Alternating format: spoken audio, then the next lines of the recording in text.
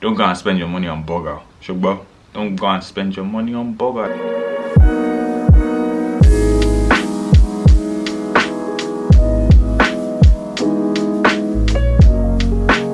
So we all know there is a thing called Student Finance England, and they provide loans to students because obviously the UK government is a scam, and paying 9.25k, obviously not a lot of students would be able to cough that up out of their pocket. So there's a loan scheme.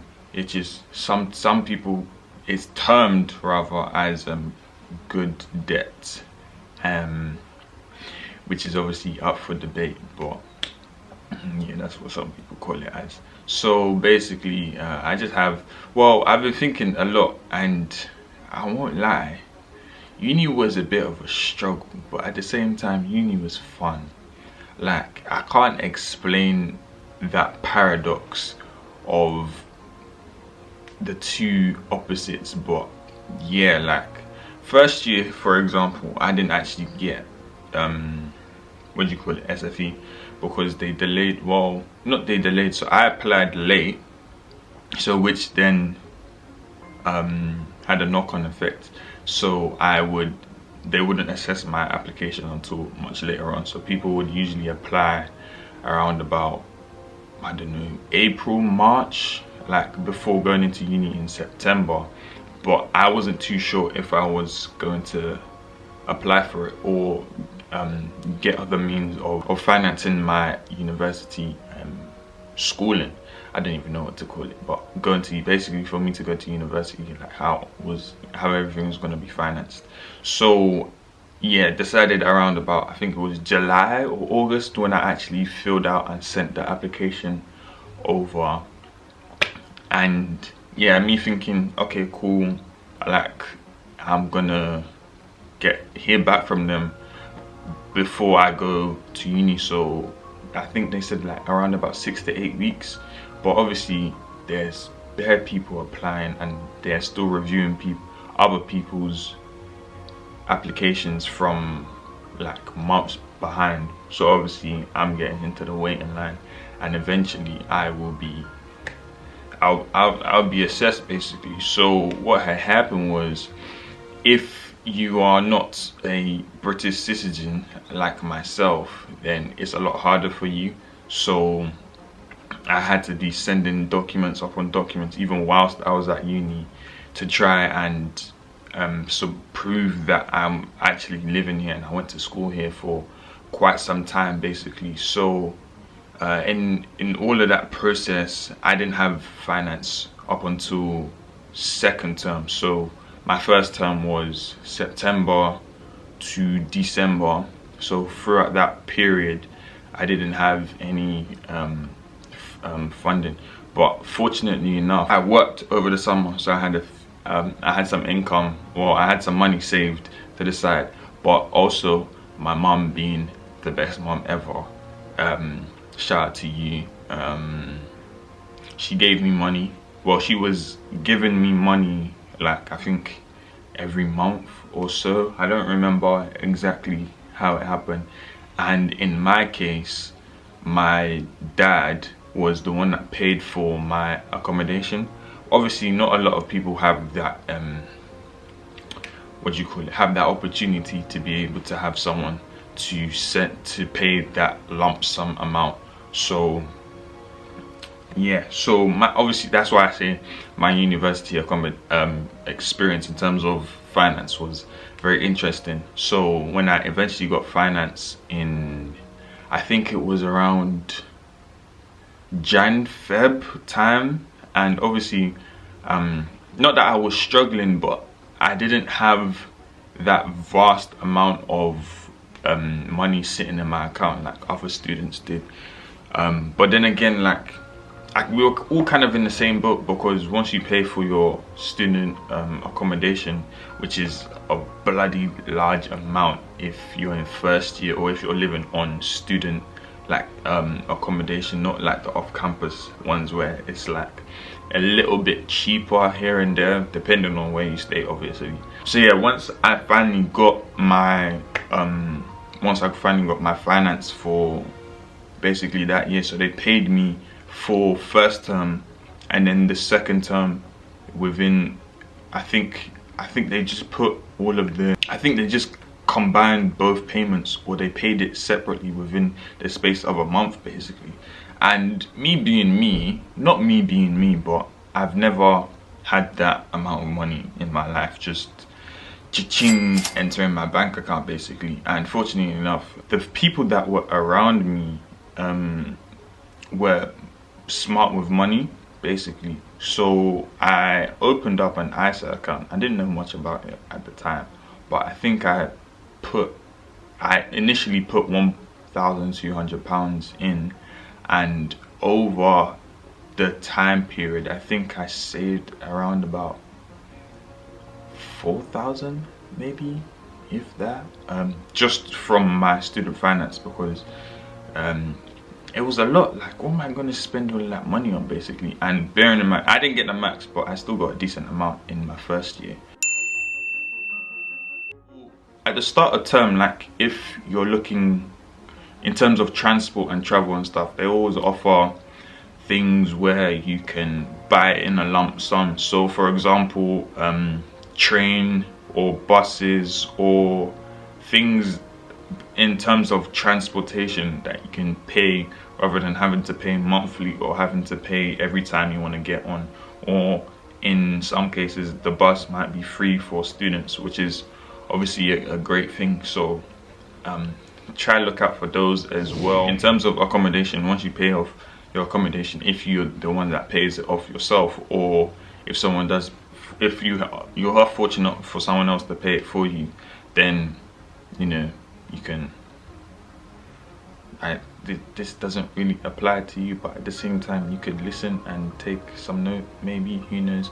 I don't know how these things work, but obviously once you pay for your accommodation, food is the next thing on the itinerary. After you buy your beddings and the stuff that you need to live, but food is obviously the main priority. Like, you need to eat, man. You need to eat. Food is such a big thing in university, and the people around the university campuses know that it's such a big thing that they saturate it so much with bars, restaurants, and places that they know that you are going to spend your money on. So yeah, just obviously be wise and obviously know yourself in it. If this isn't something that you would usually do when you are at home, then don't go and think because mommy and daddy are not watching you, then you think you can misbehave. Don't do that. Food wise, if you can cook. Like, oh my goodness, I can't stress this enough. Like, cooking makes your life so much easier, like, and you save a lot. Like, if you, depending on where you are in the UK, you can easily find somewhere, like if you're of African descent and you are very into your African dishes like myself, Nigeria lomo, we know the carry last, you feel me? Yeah, so you can easily find somewhere that you can find, like, you can buy African products, or you can order it online.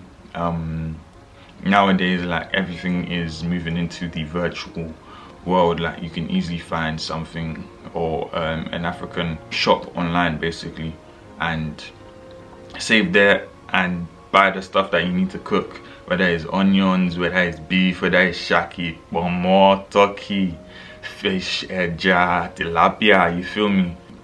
With that being said, don't buy takeaway like excessively. It's not that deep to buy takeaway every weekend or every day. Don't go and spend your money on burger. Shugba, don't go and spend your money on burger. Like it's nice to eat comfort food every now and again, but like it's not it. I won't lie to you.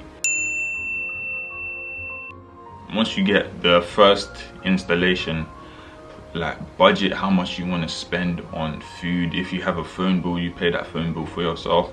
Budget, so you take that money out and obviously, like, split your money according to what you know you're gonna spend it on, and have like a buffer amount that's just sitting in another bank account that you don't touch, maybe. So if you are in dire need of funds at a specific moment in time, when maybe you're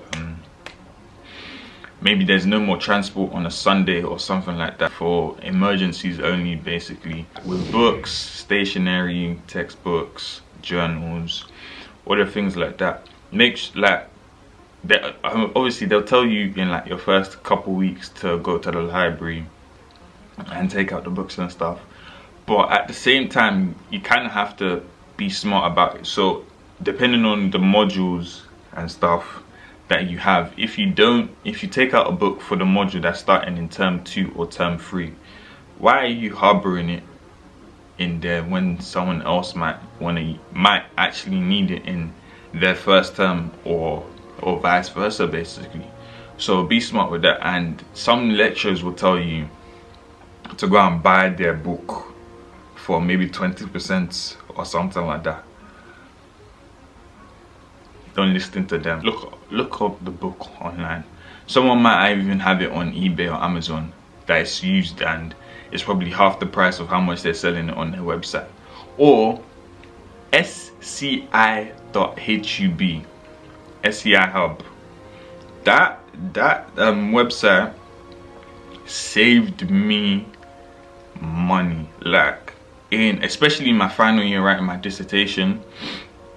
That website has saved me paying for X and Y websites, or like these weird places where they'll charge you just to buy a journal or to read the journal. Fam, like, it'll download it for you. You can download it yourself or view it on the website. I don't even know if it's still running, because a lot of their sites were shut down. So hopefully I don't get in trouble for putting this on here. But SCI Hub is a shout. And look out for like another thing. Look out for like promotions and student discounts, such as uni days, student beans, websites like that that offer discounts for things that you might buy. If you see these discounts and stuff, and not even if you see these discounts, these discounts will come about. But one thing that's really important is to not lose yourself whilst you're at university. So like I mentioned before, like, obviously if your parents, like, knowing your parents aren't there doesn't mean that you should now act out of character. Like, you're representing your home away from home, if that makes sense. So yeah, just be a civilized student. Don't be someone that, like, when they see you, they have you written in the books of the nonsense people there. And what I was gonna say is that yeah, like, buying clothes in general, we're in the day and age where a lot of these high fashion brands are like things that a lot of people tend to go for nowadays. And if it's just not you, don't break your bank account just to go and post one Instagram picture and never to wear that cloth again. It's not necessary. It's not gonna bring you any form of joy or any form of gratification or any sort of self-accomplishment. Like, you're young, you're gonna have many years to try out different things and find what you like and what works best for you. Doesn't mean you should try and fit into what society has created as a normal, or as the gold standard, basically. Like, it ain't it. I'm so sorry, it is not it. And obviously this is a non-exhaustive list of a lot of different ways in which you can save and obviously cut your costs accordingly, and eventually you might actually benefit from it, and obviously be able to save and put your money into places where it can grow and yield obviously a return and all of that stuff, basically.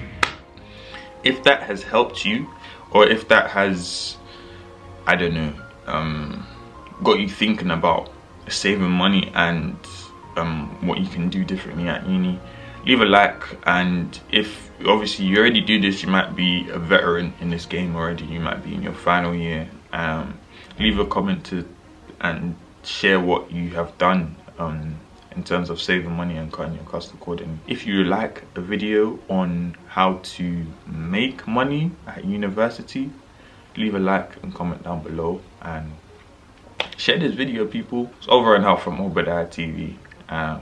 Hope you have another amazing and productive week, and peace, people.